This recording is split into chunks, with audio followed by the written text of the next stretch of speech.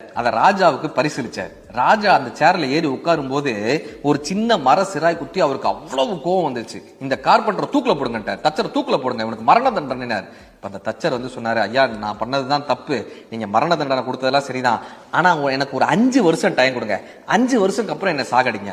எதுக்கு 5 வருஷம் கேட்டார். இந்த உலகத்துல இருக்கக்கூடிய அற்புதமான இறகுகள்லாம் நான் சேகரிக்கிறேன், ஒரு 5 வருஷம் டைம் கொடுத்தீங்கன்னா அதை வச்சு நான் சிறகுகள் பண்ணிடுவேன், ரெக்கைகள் பண்ணிடுவேன். நீங்க அந்த ரெக்கையை எடுத்துட்டு போய் உங்க குதிரைக்கு பூட்டினீங்கன்னா குதிரை பறக்க ஆரம்பிச்சிடும். நீங்க அந்த குதிரை மேல ஏறி உட்கார்ந்தீங்கன்னா நீங்களும் பறக்கலாம். உலகத்திலேயே பறக்கக்கூடிய ராஜாவாக நீங்க வருவீங்க. அதுக்காக எனக்கு ஒரு 5 வருஷம் டைம் கொடுங்க. அவரு 5 வருஷம் கிராண்டட் அப்படின்ட்டாரு. இப்ப அந்த அமைச்சர் கேட்டாரு, 5 வருஷத்துல உன்னால குதிரையை பறக்க வைக்க முடியுமா, ஏன் கதை சொல்றேன். அவன் சொன்னா, அந்த குதிரை பறக்காதுன்னு உனக்கும் தெரியும் எனக்கும் தெரியும், ஆனா 5 வருஷத்துல என்ன வேணாலும் ஆகலாம். அந்த ராஜாவே மாறலாம், இல்ல அந்த ராஜா போர்ல சாகலாம், நானே இயற்கையில சாகலாம், ஆட்சி மாறலாம்.